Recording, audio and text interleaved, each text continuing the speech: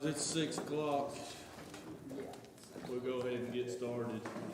I guess before we call the meeting to order, I would like to say to Denise, on behalf of the council and staff, we'd like to offer our most sincere condolences to you and your family. Your dad was a special person to me, but he was a special person to a lot of people. And we're here if you need us for anything. I can't wait to see him again because I know exactly what he's going to say. He's going to look at me and say, "Hi, guy." Hi, guy.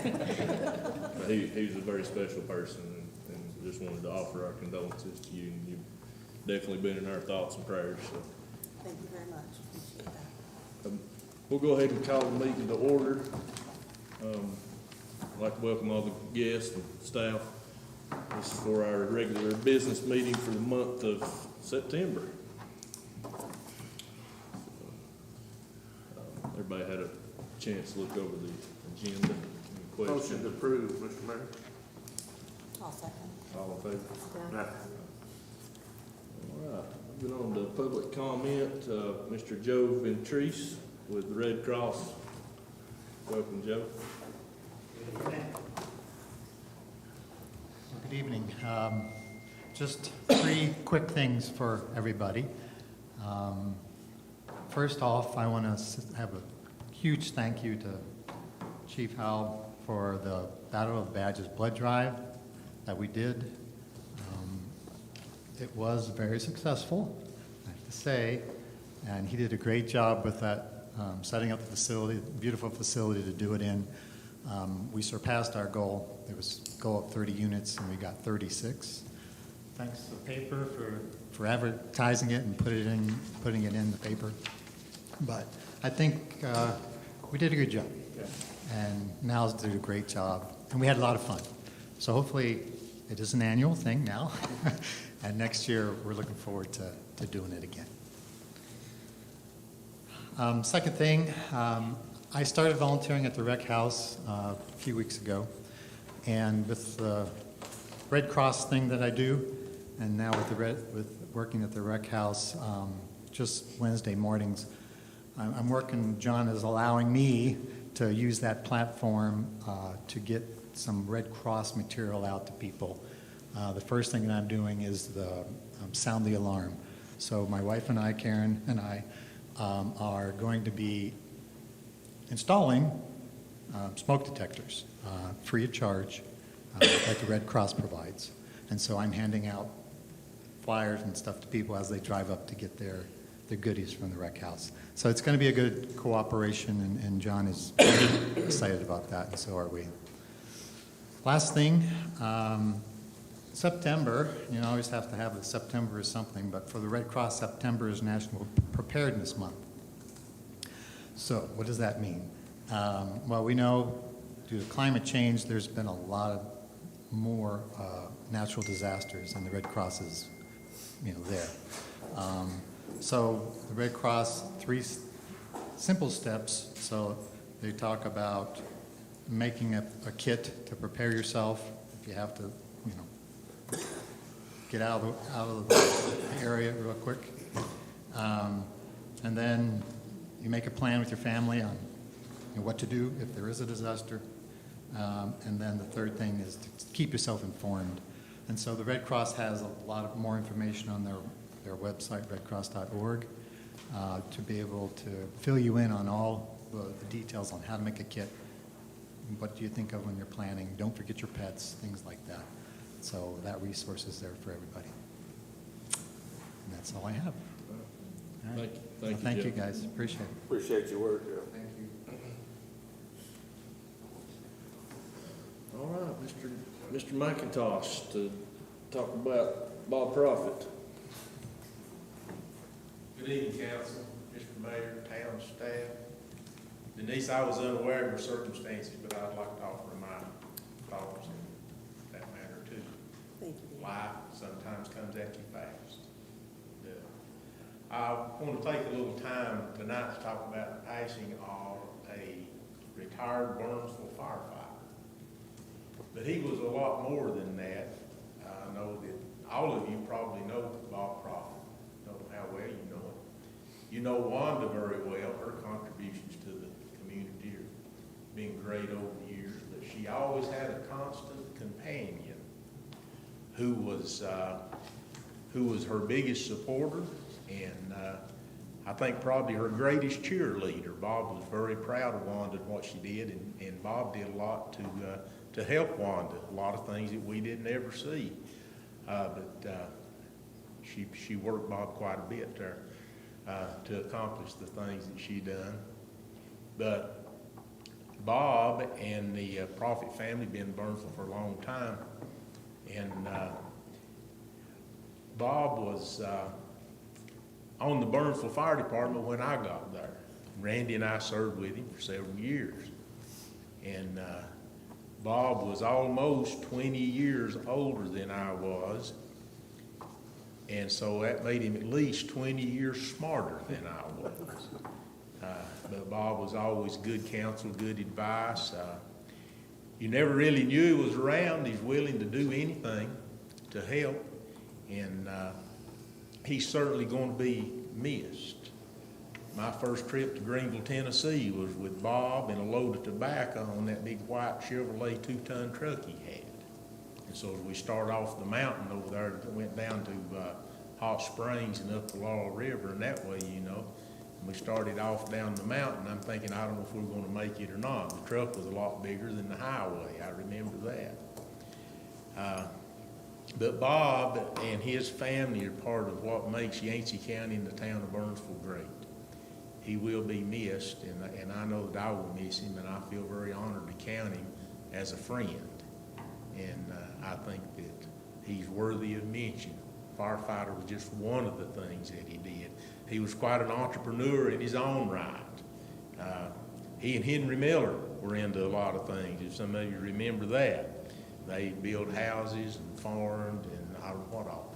Ran restaurants, that kind of thing. I mean, our Friday nights after the high school ball game was legendary. Happy Days didn't have anything on us down at the Amberjack, so we had a good time. But I just wanted to take a minute to express my appreciation to Bob for what he's meant to me and meant to the town and the county. And I appreciate y'all being here. Thank you. Thank you, Dean. Ryan, you did that very well. You timed that just perfect. I think he practiced that. All right, that completes our public comment portion. Consideration of minutes from the August 11th meeting. I'll make a motion, we approve the August minutes, that closed session and. No, I think everybody signed that. We don't have to make a motion on that, just the regular meeting. I'll second. All in favor? Right. We don't have any public hearings? No, sir. That leads us to item number 5, Ms. Janice McKinney, to talk about the IT services. Well, good evening. I was going to go back and try to remember how long I've been doing this, and I think it's a decade, maybe. Time goes by fast, but I have been doing IT support for the town of Burnsville for, I do think, at least 10 years. It has been sometimes joyous and sometimes, you know, that's the way technology is. But as they say, it's, you know, time for some things to end, and I know Brian's going to cry, but you know. So anyway, I've been trying to work with Heather, trying to come up with what would be the best fit, because it's, you know, techie people can sometimes talk in a language that nobody else understands. So, so anyway, I've found, you've got in your packet, you should have 2 IT service contracts to look at. And what I did was, it's 2 different approaches, and what the first one is, and I don't even know, it says, I think you're supposed to say CustOS engineering or Custos engineering. If you will look at that, it's for an hourly support block. And this is for high-level engineering, security, This is not like a person who's gonna be running in if the printer doesn't work. And this is an engineer named Ben Austin. I've had a long relationship with him. He was the engineer I would call in when I needed help when I was doing IT services for Yancey County. Smart guy, down to earth, would be a good fit. So what I'm looking at is a multi-layered approach so that we would have this contract for him. Basically, he could do like almost a security audit. Can come in, and he's done a walkthrough already, but he could come in and look at the network and look at our firewall and look at everything that we've got in place and make sure that we are as secure as possible, because federal, state, and local government agencies are targets. And so, you know, I look at log files, and there's constant attempts to break into our network. So this contract would give us access to an engineer who will come in. He can do the kind of security audits and can do the mitigation for things that he finds.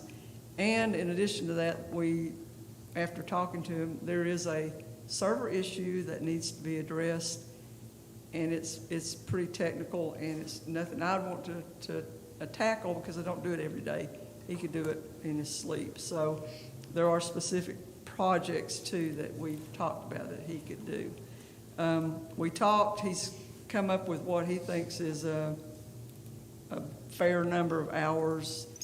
So what you do is you buy a block of hours, we call him up, he comes on site if needed, and most of the time he'll be doing remote access. So this one is just to make sure that we're in the best shape we can be from a security standpoint.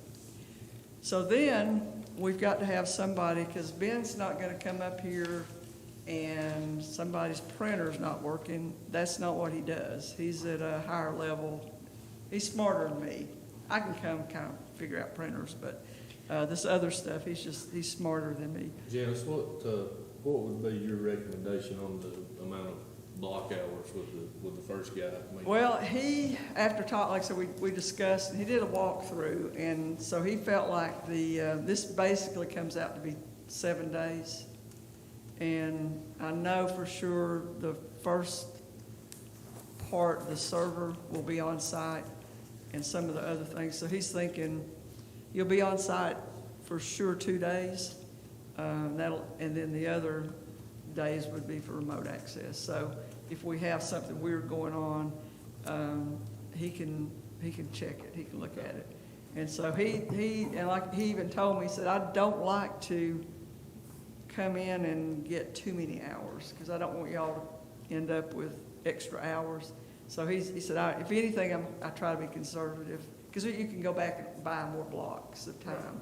So if we run through this, it's the same rate. There's not a difference in the rate. So he's gonna give us the 40 hours regardless of, say, if he only uses 16. We will have 40 hours, and probably will use those in a year's time because it's for a year. And he can, like I said, a lot of the server things he's going to be able to do remotely, but they're just to be able to make sure that we're in the best shape we can be. And this is a great opportunity. He's probably wouldn't normally do. I know we think this is a big deal, but for him, this would be a small account. And he's doing it because I begged. Please, Ben, would you come look at this stuff? I respect Janice and he respects her. Well, we've got a lot, and he would not fool with anything this small. For him, this is small. But again, the server update, I mean, I knew it needed to be done, and it's like, I don't want to touch that. So that's that one, and that would be just as needed. So then you got to have somebody who's coming in. Now, like one day this week, Southern Software, we had a problem with that. I logged in remotely to the server. helped resolve the issue, those kinds of things. We got a new printer, we need to set it up, we need to run new cable. So we need someone to do those kind of duties, those kind of skills set. So that's the second service contract, and it is with John Breckles from Small Tech Solutions. And what he lives in Yancey County, started a business, I think 8 years ago, and I have met with him, I've talked to him. He's a really nice guy, seems like it would be, again, I'm looking for somebody to be a good fit. And so the kinds of things, and I'm not going to try to run through all of the techie stuff, but basically, if you kind of look at the services, it's managed Microsoft servers, managed security backups, and that, these are the kind of things that kind of the day-to-day, not necessarily day-to-day, but the kind of things that you want somebody who can come when you need them. And so he will be able to come in and do those kind of jobs, which is basically what I'm doing now. And then Ben, it's just I would feel better leaving knowing that we've got this security audit basically, and that everything is top-notch, clean, and pretty much, fine-tuned the best it could be. And then John, I feel like would be a good fit as far as just doing I gotta call him because something's not working. And I don't know if you've looked over this, if there's anything that you want to ask about, but the services are, he'll do the Windows updates, he'll do he can do remote access like I do. Like the day I needed to help with Southern, I didn't come in, logged on remotely, looked at the server, helped resolve the problem. So it doesn't have to be someone coming in at all times, but there are times when I had to get in the car, come do some work. So are there questions or any comments about that sort of configuration on having a support? I mean, it takes two people to replace me. What can I say? I guarantee that. That's for sure. Looking at the list of stuff, the big difference I see in the second guy is he's here, and if we need him, he can pop in. Right. And we're not buying a block, we're just using him. As needed. Hourly. And he's got I guess if you noticed, he's got a different scale based on what he's doing. And that's pretty much in line. Oh, yeah, that's reasonable. Right, and that's the thing about with Ben's, with the first one, the higher level one. I mean, we were talking and I said something about running Ethernet cable, and he's like, yeah, I don't do that anymore. And I said, yeah, I don't like to either. But so, we're not gonna order a printer, and Ben's not gonna come up here and set it up. That's not the kind of thing he's gonna do, but he will be. The thing that really scares me and has always kind of been this dark cloud hovering over my head is ransomware and those kinds of attacks. And so that's the kind of thing that we want to try to,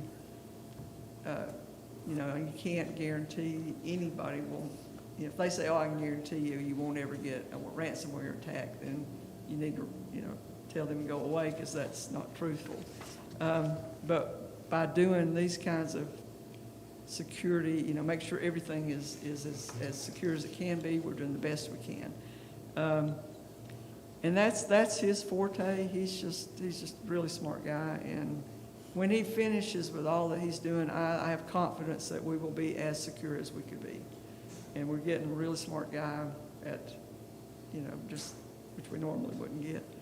And I think Janice, he had offered, and John Mr. Breckles has agreed that when he comes, he's gonna come and shadow him and basically see everything that he's doing, and he will set up the account that Mr.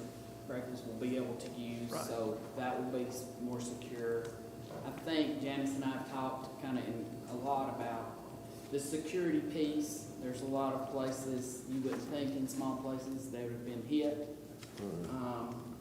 But, you know, we're gonna have a lot of money flowing in and out of here in the next few years. And, you know, it's gonna be wire transfers and that sort of thing. Not really on our end, but coming in, and people watch those things. They sit and watch emails go back and forth, and they know when money's gonna be moved. And I think she really feels strongly, and I agree with her, that we need to get everything as secure as we can.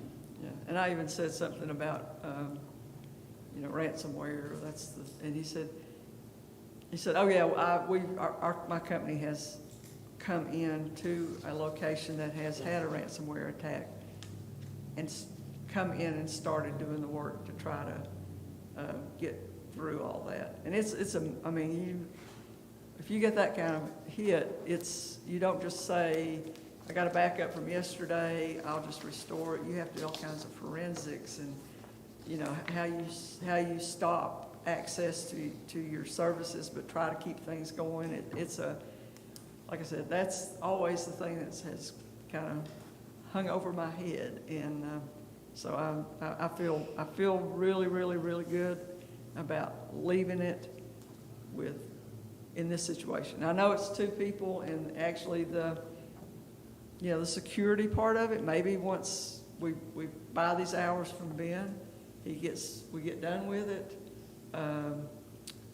John Breckles in the meantime, has taken over. Things are good. We may not need Ben again, but I feel like initially it's a good starting point to get everything secure. Go ahead and I think it'd be money well invested just again, because if you saw the log files on the firewalls of how many times somebody's trying to hack in, it's out there. So that's my recommendation. Obviously, you've got your procedures for background checks and all that stuff. So however you all want to proceed with that, but this kind of solution, I feel good about, and feel like this would serve you well. I think these people are both good matches. I don't want somebody coming in here spouting off all the stuff that nobody understands, and you know. Well, we sure hate to lose you. Well, obviously, and I we do appreciate appreciate that. what you've done for the town of Burnsville, and I know that you take a great deal of pride in what you do. And Well, thank you. And I mean, that's what North kept was like, well, when I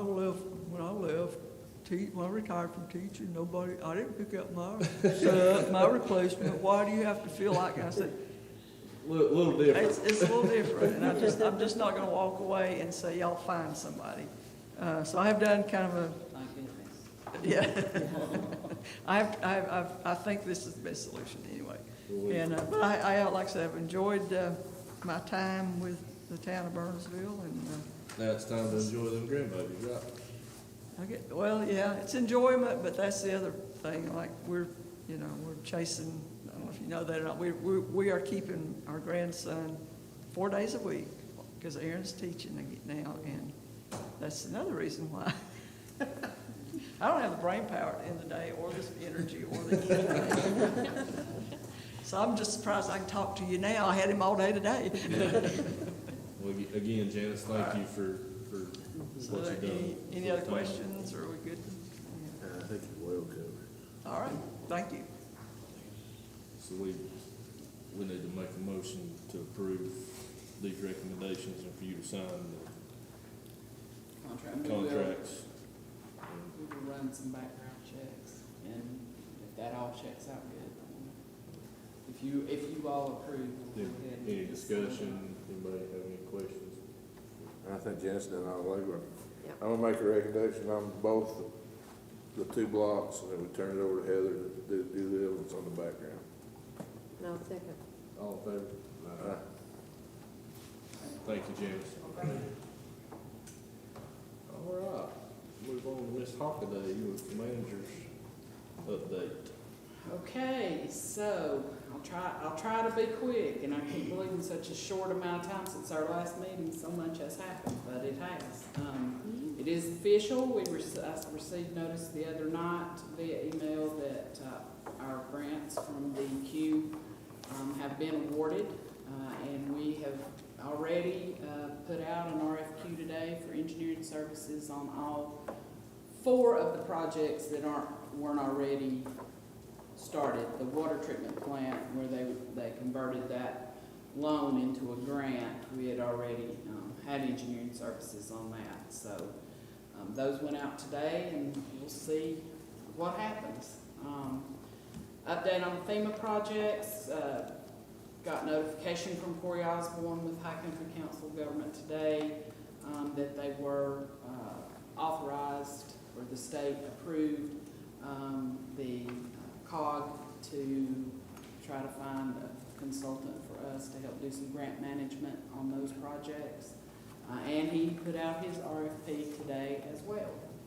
So we hope that we'll get some good responses from that, and we'll have somebody that can kind of help oversee those projects as they go through, no cost to the town. So that's a good thing.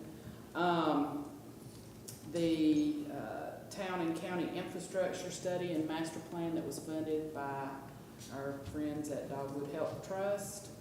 Shane and I met with the engineers from McGill yesterday, went through sort of the part that's most critical to the town, which is a complete update of our 2016 asset management and capital improvement plans. And so we think we gave them some good information, and Shane took them around to all the things they wanted to look at and see. And I think they're talking about November or December having the majority of this work done. So that will be good news. CDBGI, Shane and I met Friday with the engineers from Withers Ravenel on that project. This is the West Sewer Interceptor, rehabbing the sewer line from the west side of Town Hall all the way down Pine Swamp. They have, I think, 30% of the design done, and they wanted to update us on where they were. One of the things that they brought up was the fact that pipe bursting had really risen the price in that pad, and they're recommending us to do cure-in-place lining for all those lines, and then rehabbing up the manholes. They think they can get the majority of the lines that need to be done that way. There's some issues with CDBGI money. You can't dig in a floodway at all, and we have a few manholes we think that are in the floodway, but we should be able to do the cure in place, and we'll get a whole lot more line done for our buck that way. Shane has some experience with that on other projects around town, and it's been good, so he felt comfortable with their recommendation to go with that route, and I think that's the way we're going to go.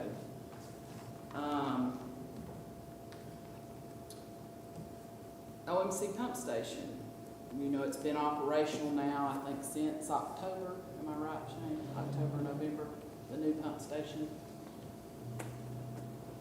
Somewhere in that neighborhood. And I was just going to share with y'all that we pulled, Leslie and Chad had pulled the power bill looking at August of last year compared to August of this year. We used 10,000 kilowatts less of power with the new pump system, and it has steadily gone down over the past year. So that's good news for us, that not only getting some of this stuff replaced stops the damage that occurs when it breaks down, but it's also helping out with efficiency greatly. Along the lines with OMC, we need to connect the third pump to the county's line that they're bringing up from the East Yancey plant. That's part of our special order of consent with the state that we will do that project. And McGill, who did the OMC pump station project for us, submitted a proposal, which I think you guys have, copies of that, you have copies of that. Just doing the, their part of it, it was a very reasonable price. It's not a big project, it's about, I don't know, 1,400,000 linear feet. But there will be some permitting involved and. Their portion was only like $17,000. Yeah. So I just, wanted to get y'all's okay to go ahead and sign that up with them to get that started. We don't have to do formal bidding on this project. It's supposed to be, well under a formal bidding range for construction, but they will take care of, procuring, contractors to do the work, getting estimates and that sort of thing.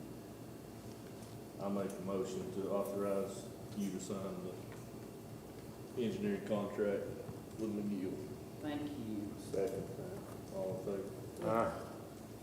Okay, the next thing is, speaking of grants, we still have some money left in the well down at DEQ, and we are hopefully going to be able to use that to get another grant in the fall funding cycle that will go towards our wastewater treatment plant upgrades, along with the money that the county has pledged towards that project.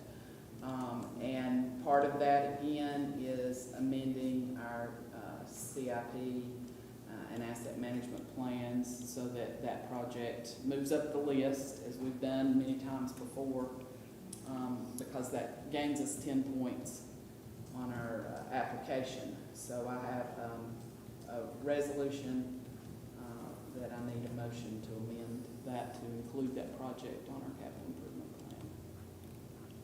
I have a motion. Motion to amend. I'll second. Go ahead. Bill second. All in favor? Aye. Okay, and then Leslie has worked really hard on this project, internal control policy, which is just, we have a procurement policy which has some of this information in it, but in order to spend ARPA funds, they want a written internal control policy about your finances and how the day-to-day management of those is handled and segregation of duties and things like that. And we prepared, worked together and prepared a policy that we've got. It's been in your package for you guys to consider approving so that we can check that off our ARPA policy list. I'll make that motion. I'll second. That was very good. Good, I'm glad you looked at it and thought it was, so we were kind of like, are we doing this right? But I'm gonna have to work really hard to stay within it.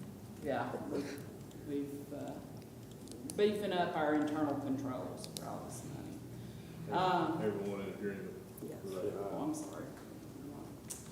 So really on the tax report, I just want to let you know that Southern Software got everything loaded up and tax bills are going out. This year's levy without the utilities taxes will be $818,928.03. And I think that utilities will be another $33,000 on top of that. So that's as far as the ad valorem goes.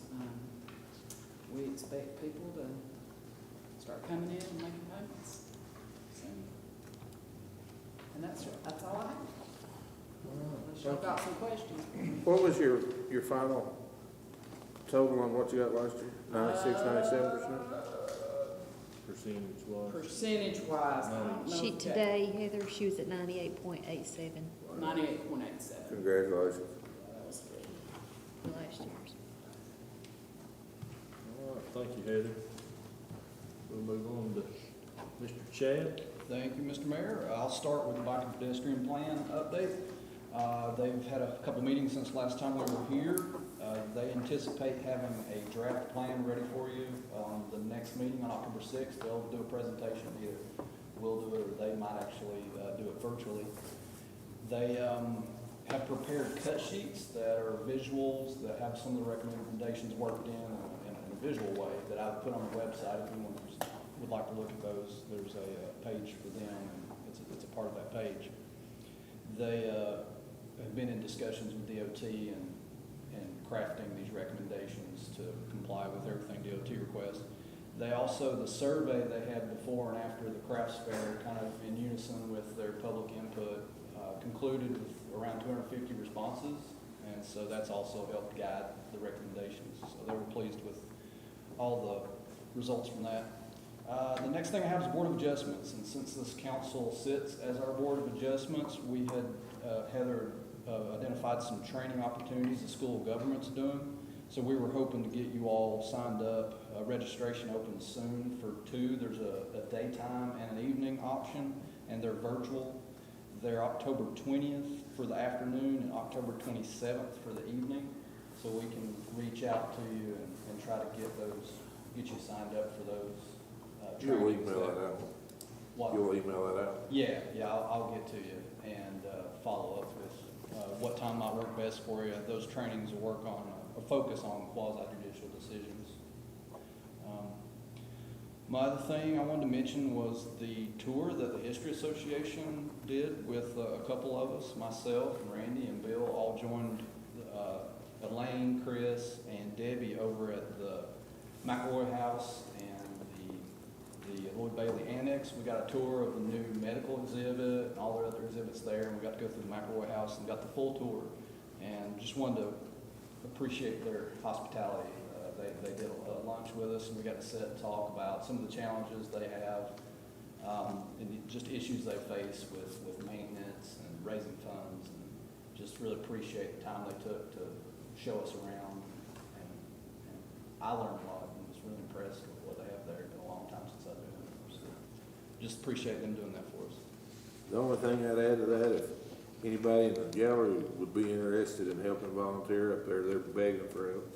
Or if you know anybody that's really into the history of the county, it's a great opportunity if somebody would like a little part-time gig sometime. That's all I have. Thank you, Chad. You're welcome. Oh, and the rest of the board is invited, by the way. They said anybody, how you guys want to come up? Mr. Dale, you have anything?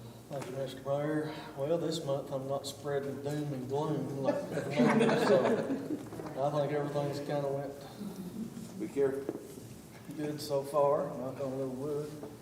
We've been trying to get caught up on a few little projects here and there, and one of the big things we've been doing lately is trying to find some of these manholes that's been missing off some of this sewer project stuff and the sewer mapping. So that's the biggest things that we've been doing lately, but everything's going well for the time being. Good deal. Thank you, Shane. Ms. Leslie. Thank you, Mr. Mayor. Well, I'm short and sweet. I sent out the budget versus actual with the overtime report and this little graph. And then I have an actual budget amendment. If you will recall on that last budget amendment of the last fiscal year in June that I done, Niles had got a grant for $10,000. And just the way it fell, I had to go ahead and accept the revenues and receipt it. But this is just to pull it into this year's budget so that he can actually spend it. And it's just really a line item transfer. But I'm just decreasing the contribution to the general fund reserve in this one and increasing his grant line in the 530 by $10,000, just so that he can use that grant and send it in and say what he actually spent it on. So, I have a motion to approve that budget amendment. I'll make that motion. Second. All in favor? Aye. Is that all you have, Ms. Leslie? yeah, that's it. Thank you. You are welcome. We'll move on to Chief Howe, Fire Department update. Thank you, Mr. Mayor. You have your report for calls this month. We did have a smaller number than we have been having. I think most of what we had this month was fire alarms, and a lot of them were at the jail because they've had a problem down there. But hopefully they've got that alarm straightened out, so we'll have fewer of those coming up this month. The blood drive has the Red Cross folks said did turn out very well, and we're very pleased with how that turned out, and hope we'll be able to do that again another year. Help with the blood shortage across the state that we're experiencing. But the other thing we've got coming up is I'm going to have to start working pretty heavily on doing some hydrant maintenance and hydrant testing. So if y'all hear and see water out on the streets around, just know Shane doesn't have a bunch of leaks. We're probably going to be putting some water out on the roads and whatnot. So that's got to be done before cold weather. And as Shane says, hopefully we won't have a bunch of leaks. Usually when we do hydrant testing, we end up finding the problems that are out there because they show up once we open and close those hydrants. So we'll be doing that next month or so, trying to get that completed for the year. And I guess that's about all I've got to report to you. Thank you, Niles. Chief Buchanan. Thanks, sir. Again, like Niles, I passed out our activity logs for the month of August. We've had a fairly steady month.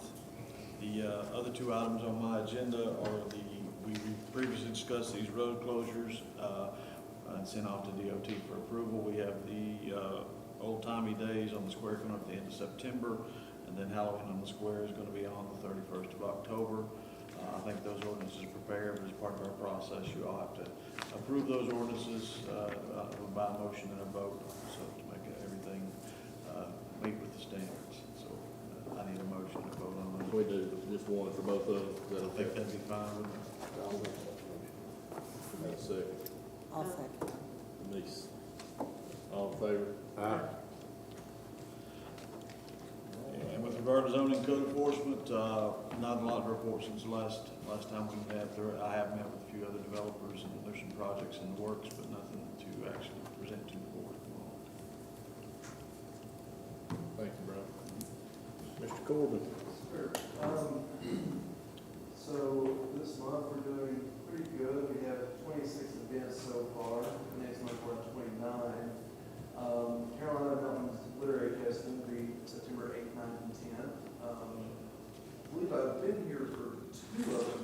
This will be the first one that I myself hosted, so that's awfully exciting. And they're usually a lot of fun, a lot to do with that.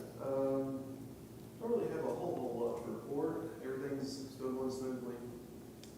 That's about all. I've got any questions, I'd be happy to answer. Smooth is good. It's good.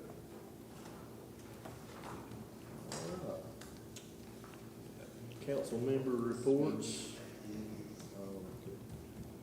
Anyone have anything that they'd like to report on? From you?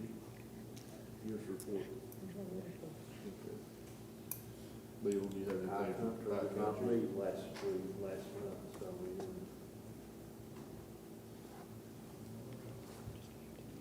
We'll move on then. Mr. McMahon, you're up. The floor is yours.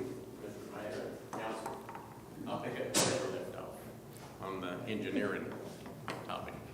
Out of the county's earmark for infrastructure money, per your joint meeting with them, we have prepared, and Lynn has signed and submitted to DEQ a request to obligate the money for the Pine Swamp wastewater treatment project, the Bakers Creek well project, and the Charlie Brown Road sewer extension.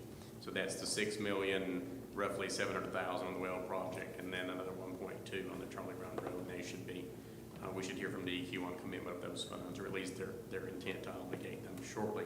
We submitted today and published a request for qualifications to secure engineering work on your wastewater treatment plant project. So that's out with a deadline of the 15th of September, and we'll evaluate those requests for qualifications or the submissions, and then select an engineering firm to go ahead and move ahead with that project. So that's on the infrastructure side from the county's point of view, how those projects are moving forward. I have in my hand today, after much ado, a Section 401 individual permit from the Army Corps of Engineers to construct the Little Leaf Farms project. It took me about 8 months, maybe about 10 months. So that buttons that up. That's the last thing that we require in order to start, as that impacts the town, of course. That permit also includes the construction of the water line extension to Michael. So, was in touch with Jess Gardner with Civil Design Concepts, and we'll be meeting with Shane and Heather shortly about moving that forward. We still have to wait an additional 30 days after the issuance of the permit for a public notice period before we can start any work. But we had hoped to start no later than the 14th of November, and so we'll be ready before then, which is good news. County applied for it and received Parks and Recreation Trust Fund grant for the second phase of the Ray Court Park renovation, which will replace and renovate the old brick building there and finish out that comprehensive park renovation project there. So we're very happy to have received favorable award on that. Farmers Market project, finally we have graded. The timbers, which the open pavilion will be built with, have actually been fabricated, and we'll be ready to put those up as soon as we have footers in down there. So that'll be half of that project completed, and then we'll have to let construction bid for the actual building that faces West Main Street, but that project is moving along too. Just to back up and hit the Michael Waterline extension, we completed obligation of the EDA funding for that waterline extension as well, so that was $1.2 million, in addition to another one from Golden Leaf and $300,000 from ARC.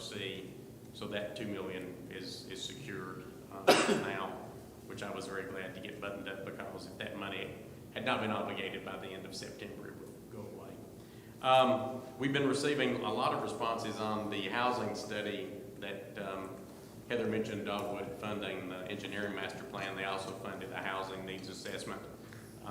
Bowen National Research has been handling that for us. Certainly appreciate the newspaper and Christy for pushing the links out for the resident and commuter survey. We've got a really, really good response back on that. I would urge you guys, if you hadn't had a chance to go online, we can get you the link. Certainly fill out your thoughts and share your opinions with that. That survey will close at the end of September, on the 28th, I think. That's all I've got, unless you guys have any questions for me. Thanks much. Very good. Thank you, Jane. Ms. Christie?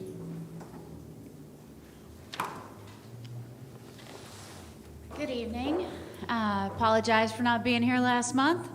I had a conflict that was actually work. But thank you, everybody, for all of your support and help for the craft fair. It was another great event, regardless of the fact that we did get hit by rain both days. Vendors all came back with reports that they had done as well, and we're very pleased with the event. So I'm excited to have still another 11 months before we have to do it again. Over the last month, I've been working and putting together a community working group for the Building Outdoor Communities program that Mountain BizWorks is putting on. It will put us in a planning for about 7 months, where we'll be building the assets that we need to find funding for outdoor economy projects. Just a reminder that we're doing our remote worker networking on September 7th at Birdfoot, business after hours up at the Mount Mitchell Eco Retreat on September 15th, a planetarium visit for chamber members, and because the town is a chamber member, if anybody would like to attend, please RSVP. I have a total of 60 spots to get to go up to the planetarium. If you haven't been there, it's pretty amazing. And then we're also doing our business education breakfast. Both of those are on the 22nd of September. My partner for the Leadership Yancey County program has, one of my partners has decided they're not going to help this year, and so I'm working on doing all of that programming for the leadership program now, with some support from the Small Business Development group center. So hopefully we can pull that together and have another successful year on that leadership program. I had 3 travel people, not necessarily writers. And last week, 2 from the state Visit NC program came in from their tourism office to visit Burnsville, and we got a kind of a sneak peek tour of the new Ray and a sneak peek of the new Toe River Arts Building from Jamie, thank you, and then a sneak peek of the Hearth Glass and Gallery that'll be opening next September, I think, 15th. It coincides with the Glass in the Mountains program that is going to be going on, and so they kind of got an idea of what's coming in Burnsville to help kind of promote that out to beyond our state into other avenues past what we normally reach. I'd like to thank you for that street closure on Trick or Treat Main Street. Past Trick or Treat Main Street, I have started working on the Christmas parade and the Merry Main Street. And finally, we did get our second quarter occupancy tax, and surprisingly enough, for both first and second quarter this year, our occupancy tax is up from last year. So we continue to keep growing tourism in our county. Any questions? Is Friday night your first one on the square? Friday night, Yeah. Are you talking about the first Friday? Yeah. That's not an event that we do. That's being put on by But it is the this Friday. Appalachian, I think October 7th is their first. Yeah, I the thought I read. Appalachian Farmers and Artisans Market. I'm just helping them. Yeah, you have until the end of this week. Okay, yeah, Exactly. Thank you. okay. Anything else? Have a great evening. Thank you. Thank you, Christie. You don't have anything to report on from High Country, correct, Bill? No, they didn't meet last month, it was council. I would like to say, though, they send out their e-newspaper, their weekly, and Town of Burnsville was the first story, and our awarded their infrastructure money, so that was good to see. That's nice. Goes out all over the 7-county region. All right. I'll tell them Friday night, we appreciate it. One more thing. We're on the cover of Blue Ridge Digest this month, and Burnsville also has a great story in North Georgia Living, 4-page story. It's beautiful. I think we had an ad in Good Housekeeping this past month too, but like I told Jamie, it's just what I can remember. Sorry. All right, so the next item is closed session. Well, I'll block it out here. Don't have that in the statute. It's. 318. Yeah, sorry. Pursuant to North Carolina General Statute 143-318.11, to consult with an attorney. Do I have a motion to go into closed session? I make that motion. Aye. Mr. Mayor, can we table while everybody clears out about